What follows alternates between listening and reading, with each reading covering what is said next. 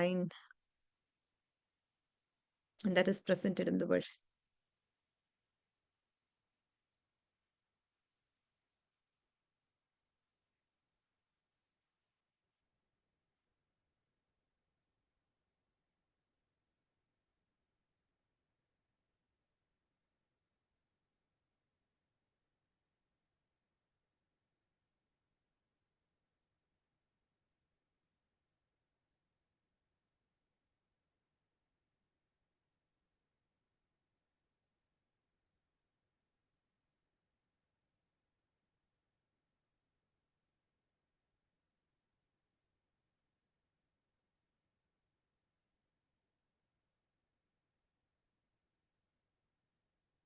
So here, Vidura was overwhelmed by the ecstasy of love when he understood that Krishna, the Supreme Personality of Godhead, thought of him at the last moment.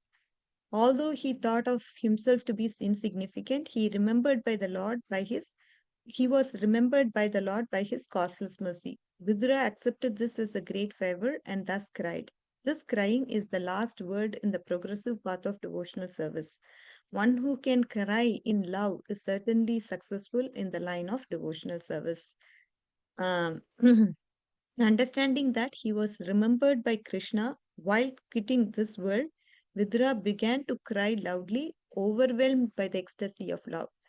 Again, um, the point here is, there's always this statement that is being said.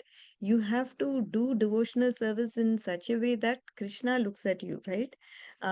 We can all do devotional service. Again, it can be for others to look at us. It can be for family members to look at us. It can be for friends to look at us. Oh, see how he's doing his devotional service. See how nicely and sincerely he's fasting.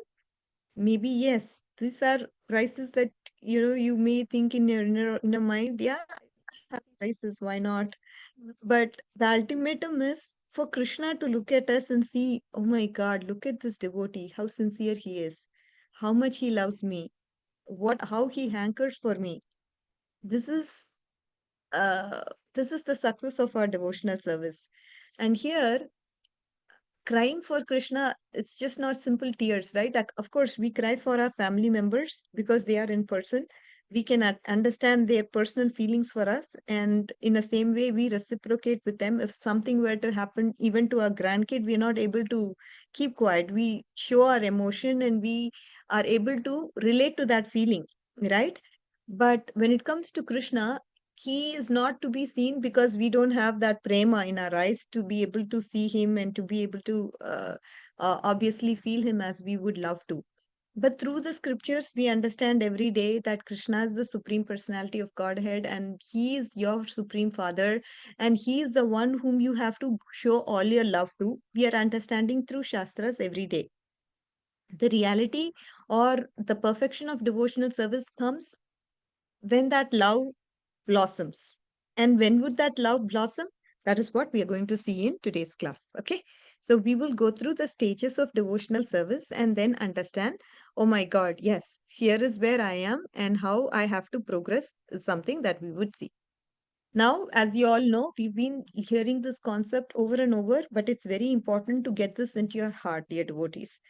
Jivatma, he is with avidya, he is with karma, and he has the subtle and gross bodies.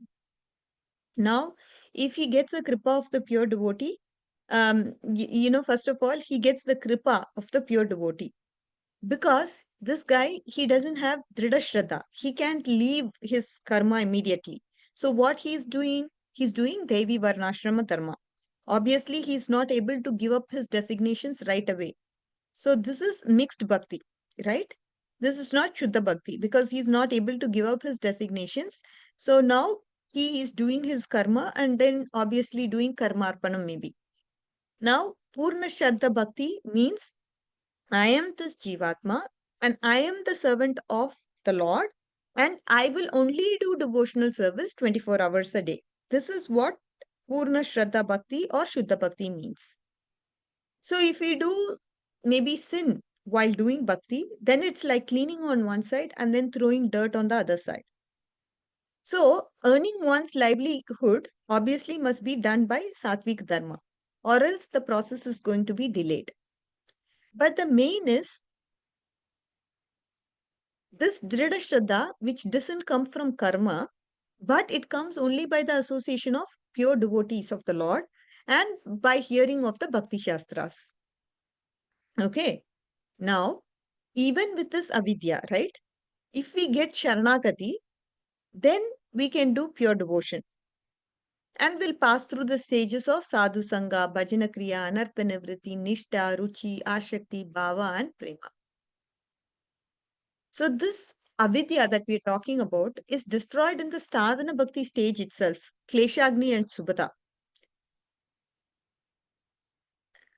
So one may have some attachments even after the surrenderance to Krishna, but by sadhana bhakti, this avidya is going to be removed.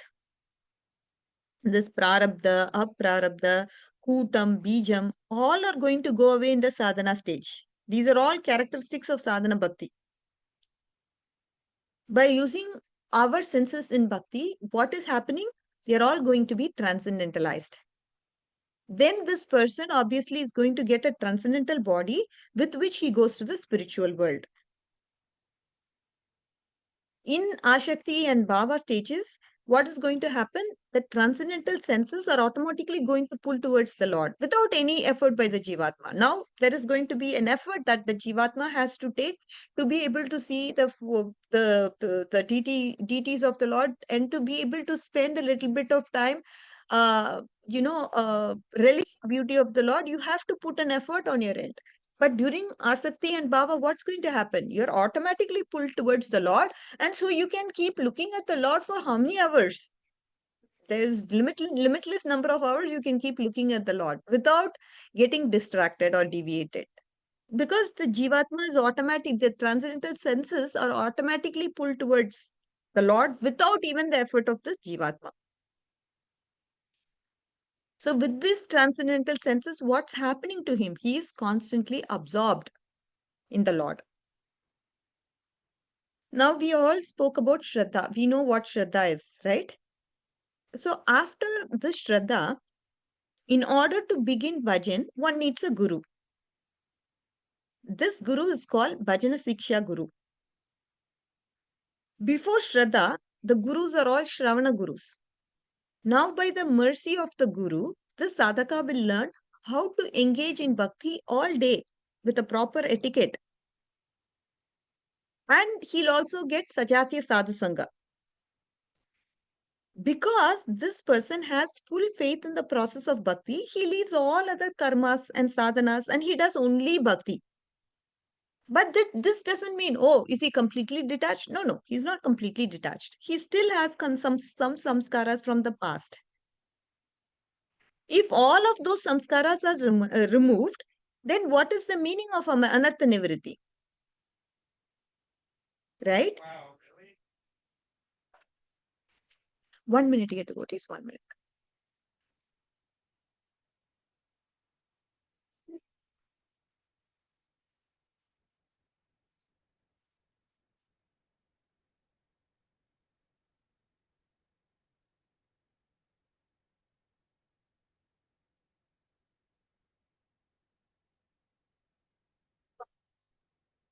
So, anyways, some post still came.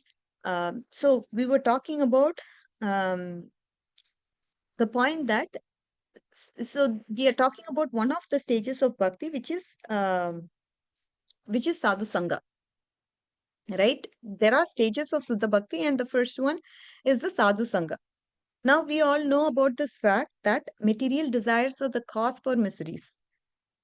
Because the heart is not clean, he is not able to leave those desires. Now, this person, he has Shraddha and Bhakti. So, he begins this Bhakti by taking Sadhu Sangha. This is a state of consciousness of a beginner in Shuddha Bhakti after he gets Shraddha.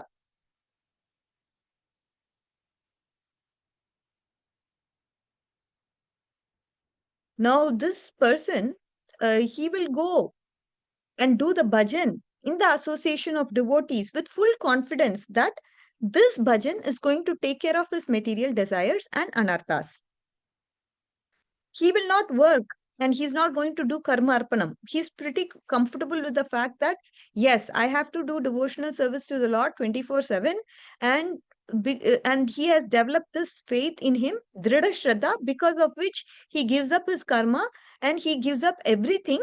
And now he's in the shelter of devotees, association of devotees. And he begins doing bhajan in the association of devotees with the confidence that, yes, this bhajan is going to take care of my material senses and it's also, sorry, material desires, and it's also going to take care of my anarthas. Is he working? No, he's not working, or he's not offering.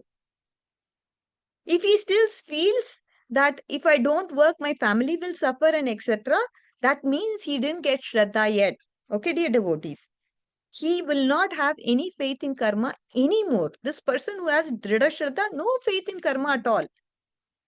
In the case of Grihathas who has got this Shraddha, even if they work, they don't have that faith in the work they do. What does that mean? That means they'll not think that this work is what is maintaining them. And even while working, they continue their Shravana Kirtanadi Rupa Bhakti because they got Shraddha in Bhakti that they should do only Bhakti. Tasmat Sarveshu Kaleshu Mam Anusmara Yudhyacha. Even while working, one remembers Krishna all the time. So, all the time means that they will be doing at least one of the limbs of devotional service. That is, one of the 64 limbs of bhakti, they will be continuously doing. Now, let's look at some examples from Srimad Bhagavatam. Right? Bharat Maharaj. What about him? He did Kirtan 24 hours. Even though externally he did karma. Then if he is going to do 24 hours bhakti, what is the need to do karma externally? What is the need? If he is doing bhakti 24/7, what is the need to do karma externally? To show example to the society. He's a young man. If he left his wife, went away to the forest, chanted 24 hours, the rest of the society will see his external behavior and then they will try to imitate. And they are not, of course, pure devotees. Seeing their king leave his younger wife and then seeing what will happen. Lot of other younger men will leave their homes, leave their kids, leave their wives to get away from family responsibility. Not because they are a pure devotee of the Lord. And this is going to create what? Disturbance to the society. That is why, in order to set example, he did what he did. Even in our society, the young grahasthas must set example to the society. They should not leave their young wife and take vanaprastha. Now, from the stage of sadhu sangha, one does rigorous bhakti, strong sadhana 24 hours. Not that only, not just chanting 16 rounds of Mahamantra, right? All day long, he does one or the other forms of devotional service. It could be Shravanam, it could be Kirtanam, it could be DT Vash, anything. Of course, if someone, he has this detachment, completely detached, and he has no attachment for the pleasures of this world, whatsoever this world has to offer, then it's very good. That is it's possible by the mercy of a Madhyama Bhakta, powerful Madhyama Bhakta. So this sadhu sangha that we are talking about consists of only pure devotees. They remain united for the combined energy. And collectively, all these devotees, they just progress collectively in bhakti. And we all know about this fact that one should associate with Sajatiya and Snigdha sadhus, that is, affectionate sadhus, when one is a new sadhaka. Like-minded devotees, Sajatiya and Snigdha. So, dear devotees, as you all can understand, this is Sadhu Sangha. This is the stage of Shuddha Bhakti. After Shraddha, in order to begin the bhajan, he of course needs a guru. That's the guru that we spoke, that the guru is called the Bhajan Shiksha Guru. Whatever gurus that before Shraddha he has, they're all Shravana Gurus. Through the mercy, he heard Shastras and things like that. By the mercy of Bhajana Shiksha Guru, what is this person going to learn? He is going to, the sadhaka will learn, okay, how am I supposed to engage in bhajan? How am I supposed to behave in a proper way or conduct myself properly? What's the proper etiquette? And then through that, he is also going to get Sajatiya, like-minded association of devotees. Now, the point is he going to do karma? No. He's given up this karma and he is going to do sadhana bhakti. Because of Dhrida Shraddha, he does 24/7 sadhana bhakti. Sadhana bhakti. This is 24/7. He's just doing one of the limbs of devotional service of the 64. Now, the question also comes if his anartha nivritti is done or if he has samskaras still. Of course, he has samskaras from the past. It's not completely detached, but there are situations where this person in sadhu sangha stage also could have his anartha nivritti be removed through the mercy of a powerful madhyama bhakta. But we are talking about this devotee for whom he is not completely detached, but he is pretty confident that his anartha nivritti is going to happen, and this bhakti will take care of removing his samskaras. He's pretty confident about it. I know I'm not completely detached, but when will I get there? I will get there when I if I keep on doing my bhajan, that will take care of it. And that mercy, of Bhakti Maharani will take care of me, my anarthas being removed. Are you all clear so far, dear devotees, what we are talking about? And we also spoke about the fact of Bharat Maharaj being a king, how he was constantly engaged in 24/7, how he was engaged in devotional service. But externally, he was a king. And why was he externally king and not doing why was he not showing to the world that he was doing 24/7 bhakti? That was because he wanted to set example to society. If people like kings do this, just leave the family, go to the forest, because of course he has pure devotion, right? He can do that. But seeing him, not understanding he is the pure devotee of the Lord, people will try to imitate him. Oh, let me leave my wife, let me leave my kids, let them do what they want to do. Let me go to the forest and do what? Chanting? Can they chant 24 hours? No, because they are not pure bhaktas yet. So, to set example, Bharat Maharaj did Kirtanam for 24 hours, even though he externally did karma. That is portraying himself as a king.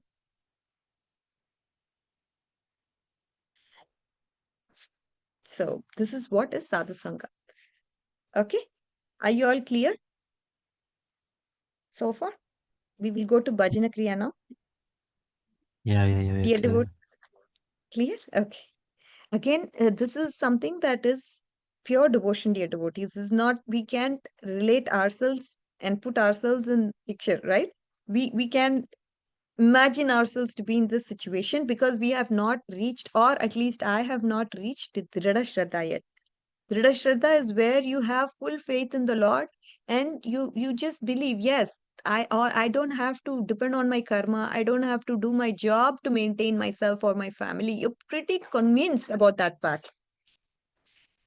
Okay. So I'm in a meeting, Melissa.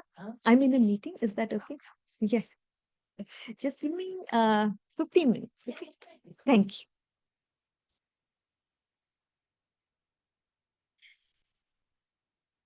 So So that's what this is. And again, first our goal is to get this Dhrida Shraddha, and then think of other things that we can probably get into. Like, right? Dhrida Shraddha is the most important qualification. Be convinced through Bhakti Shastras and be convinced about the fact that pure devotion is the way to go. Okay? Are you all clear now? Can we go to Bhajana Kriya? Yes, Yes. Mataji. Okay. Wonderful. So the next one is Bhajana Kriya. After achieving the Dhrida Shraddha, when this person enters into Shuddha Bhakti, all of his senses are basically engaged in the service of Bhagavan, right? Rishikena Rishikesha Shevanam. This devotee will engage in his senses 24/7 in the service of Bhagavan. And what is he going to do? He constantly pours the holy name into his ears, keeps hearing the holy name as if it's Amrit, and then supplies Lord's darshan to his eyes. This eyes is engaged in seeing Lord all the time. And then he supplies Lord Seva, such as cooking boga to his through his hands, right? This hands is performing this job of preparing prasadam. And then what about the legs? What is it doing? It is doing parikrama to the Lord. Lord's parikrama, wherever it goes, just revolves around Lord all the time. What about his mind? The thoughts are always engaged in the service of the Lord. And samskaras related to Bhagavan to his chitta, and then supplies Bhagavat Jnanam to his buddhi, that is his intelligence, the scriptures. It gives us, he gives the scriptural knowledge. So how does he engage his senses, dear devotees? If you look at his ears, he constantly pours the holy names to his ears. How about his eyes? Darshan of the Lord. What about his hands? It's engaged in the seva of cooking for the Lord. What about his legs? It's doing parikrama. What about his mind? It's always engaged in the service of the Lord. That's like constantly thinking about the Lord, and samskaras related to Bhagavan to his, right? Uh, He's so in a way, mind, intelligence, and chittam are engaged in the direct devotional service of the Lord. What happens? The materialness that the mind and intelligence has, they're all destroyed. And now that's replaced by bhakti. So this is the point. So, to explain how this materialness in mind and senses are destroyed, let's see an example. Are you all ready for this example? Please listen carefully, dear devotees. Probably, with this, we can also have question and answers, or maybe go through some more things in terms of points. Okay. When we eat so many things, what is going to happen? We put the food in our stomach. So in our stomach, there is uh, something that happens, right? When food is put in through the stomach, there is the fire of digestion. And what happens through this is this fire burns the unnecessary portion of the food, and then it pushes it out of the body in the form of stool. That we know. That's how we pass stool every day in the morning. The essential portion of the food is absorbed by the body to make blood, to make or build muscle, to maybe build bones, marrow, fat, and semen. So these seven dhatus, or the fundamental elements of the body, they are all nourished by the essential portions of the food. Our body, which is made of the dhatus, is thus it's nourished by all these things. All of our senses are all becoming strong through this process, and our body is also becoming strong. This way, what is happening? The fire of digestion burns the unwanted portion of the food, it pushes it in the form of stool, and then retains the essential portion which nourishes the body in the same way when we engage all of our senses in Lord's service. Then the Bhakti Maya senses remain. That means all the senses are now transcendentalized. Avidya is removed and that is replaced by Bhakti. This his body now becomes what is called Siddha Deha body, which is engaged in the service of the Lord 24/7. With the Siddha Deha body, he can directly see Bhagavan. He sees every living entity is heart, his Ishta Devata, or he sees the Ishta Devata. In everybody's heart, he is able to see this. Instead of seeing the Paramatma form of the Lord, he is able to see the Ishta Devata form of the Lord. So that is how it is contrasted, how the materialness in the mind and senses, how is it destroyed? That's through the process of bhakti. Like how the stool is removed, unwanted portion of the food, and how it's pushed out of the body. In a similar way, in essential portions are removed and retained, and then that is what is responsible for nourishing the body. In the same way, when we engage in bhakti, what happens is the materialness in the senses, they are all destroyed, and the fire of bhakti ignites the senses and it makes it transcendentalized. Are you all able to understand this point? Yes? Uh, Yes, Mataji. you're able to understand? Okay, very good. Now, the next concept that we are going to see is from Srimad Bhagavatam 11.20.27. Here, it's talking about Jata Shraddha. The eligibility of bhakti is Jata Shraddha. And when will this Shraddha be produced? When is this auspiciousness awakened? The auspiciousness is awakened by the association of a supremely independent Madhyama Bhakta, powerful Madhyama Bhakta. And what is his consciousness at that time? Is he completely detached like a Nani or overly attached like a Karmi? No, no. Na nirvinno na shakto. The point is explained like this, right? This person, he has got this Shraddha in Lord's pastimes. He's got detachment from all types of karma. He understands that the material desires is just going to lead him to pain. And he's unable to give up this material desires at this point of time. That means even after he gets Shraddha, his consciousness will be like this, right? With this consciousness, can he enter Bhakti? Yes, he can. Because he only needs faith to enter into Bhakti. What is the qualification to enter into pure Bhakti? It is the faith. So, not to get that faith, what is this devotee has to do? He has to do Shravana Kirtanadi Rupa Bhajana.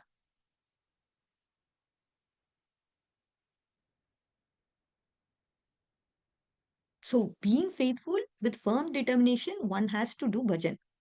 And this person has not given up his material desires yet. Sometimes he becomes disturbed by such desires. Even while enjoying those desires, what he feels very heinous about himself. Oh, I'm being a devotee. How can I act in this way? In this way, bhakti continues. Even when he wants to enjoy the material pleasures, he's not able, even though he understands. But again, on the contrary, if one takes this as an excuse to enjoy material pleasures, then he becomes offense to the holy name, committing sinful activities on the strength of the holy name. The result is he's going to go to hell. So, in the case of a devotee, whatever pleasures he enjoys cannot be sinful activities because he has that Shraddha. And the Shraddha means Shastras the Vishwasaha. Shastras, it condemns sinful activities. How can one believe in the conclusion of the Shastras if he commits sinful activities? No, it's not possible. Therefore, he does not commit any sinful activities if he has gotten Trida Shraddha. Seeing his sense gratification in prasadam, he becomes remorseful about his fact that, oh, as a devotee, I'm not able to appreciate the prasadam as Lord's remnants. Instead, I'm looking at it as some tasty thing for the tongue. To gratify my tongue, I'm just looking at it as if it's a material thing. Of course, this is what he feels. Being a brahmachari, enjoying sex with a woman is out of question. This means he has not developed Shraddha yet. Because if he knows Shastras, he cannot become an uncivilized animal. Instead of thinking of Lord's pleasure, if he's thinking of his own happiness, then he will repent for that.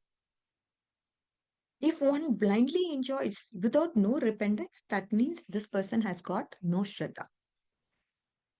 Hope you're able to understand this point, dear devotees. The person who has Shraddha, I have to clarify this point that this person is not free from anartha nivritti yet. He still has material desires. But when he does involve or engage himself in that such desires, he feels remorseful about that fact.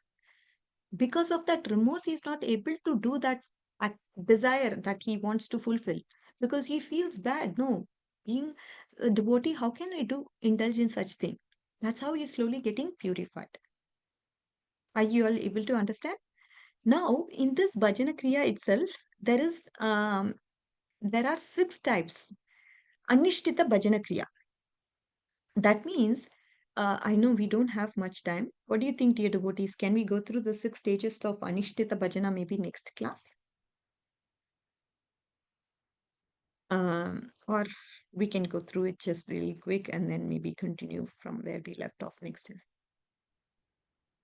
Mataji, we have 5 minutes, so Yeah. depending on how you feel. Unless there is Uh, any question from the group, are there any questions on what Mataji has discussed so far?